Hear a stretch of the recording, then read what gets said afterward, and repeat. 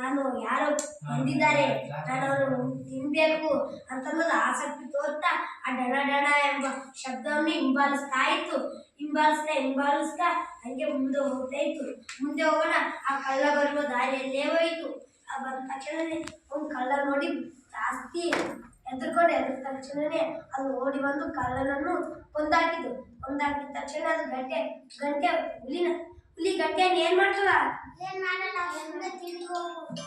ಮಾಡಂಗಿಲ್ಲ. ಅದಕ್ಕೆ ಅದು ಮಾಂಸ ಮನುಷ್ಯನನ್ನು ತಿಂದು ಆ ಗಂಟೆಯನ್ನು ಅಲ್ಲೇ ಬಿಸಾಕೈತು.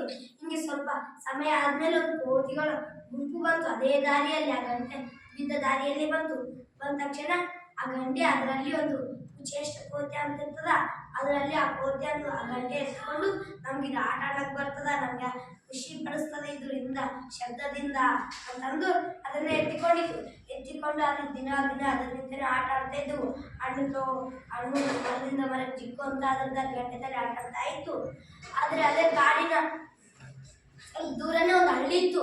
ಆ ಹಳ್ಳಿಯ ಜನರು ಆ ಡಣ್ಣಡನ್ನು ಶಬ್ದ ಕೇಳಿ ಏನೋ ದೆವ್ವ ರಾಕ್ಷಸ ಆದ, ಅಲ್ಲಿ ಯಾರು ಸತ್ತಿದ್ರಲ್ಲ ಆ ಕಳ್ಳ ದೆವ್ವ ಆಗಿ ಬಂದಿದ್ದಾನೆ ಅಂತಂದು ಅಲ್ಲಿ ಹಳ್ಳಿಯ ಜನರು ಜಾಸ್ತಿ ಭಯಭೀತರಾಗಿದ್ರು.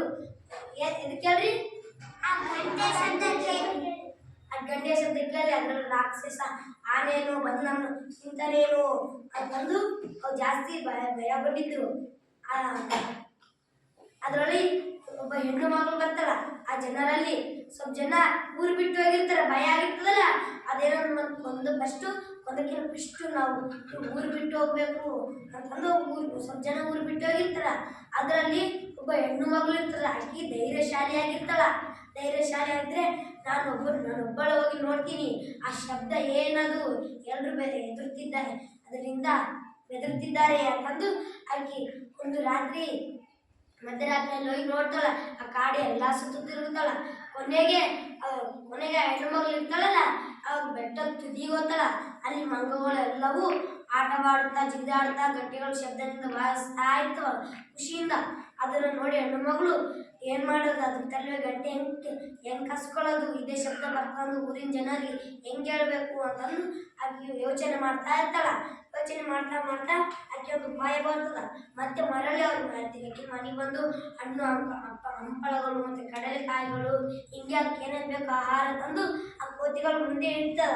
ಇಲ್ಲಿ ಇಟ್ಟಾಳ ನೋಡ್ರಿ, ಬಂದು ಮರದಿಂದ ನೋಡ್ತಾ ಇರ್ತಲ್ಲ, ಅವು ಬಂದು ಹಣ್ಣುಗಳನ್ನು ತಗೊಳಕ್ ಬರ್ತಾವ. ಬಂದ್ಮೇಲೆ ಅದು ಗಡ್ಡೆಯನ್ನು ಅಲ್ಲೇ ಬಿಸಾಕಿದ್ಮೇಲೆ ಈ ಹೆಣ್ಣು ಮಗಳು ಬಂದು ಆ ಗಡ್ಡೆಯನ್ನು ಎತ್ತಿಕೊಂಡು ಊರಿನ ಜನರಿಗೆ ಎಲ್ಲರಿಗೂ ಹೇಳ್ತಾರ, ಇದ್ಯಾವ್ದು ರಾಕ್ಷಸ ಭೂತ ಯಾವುದಲ್ಲ, ಇದೊಂದು ಕೋತಿಗಳು ಗಂಟೆ ಬಾರಿಸ್ತಿತ್ತು ಅಷ್ಟೇ ಅಂತಂದು ಹೇಳ್ತವ. ಆಗ ಊರಿನ ಜನರೆಲ್ಲರೂ ಆ ಹೆಣ್ಣು ಮಗಳು ಧೈರ್ಯಶಾಲಿಯಿಂದ ಬಂದ ಹೆಣ್ಣು ಮಗಳಿಗೆ ಮೆಚ್ಚುತ್ತಾರೆ. ಧನ್ಯವಾದ.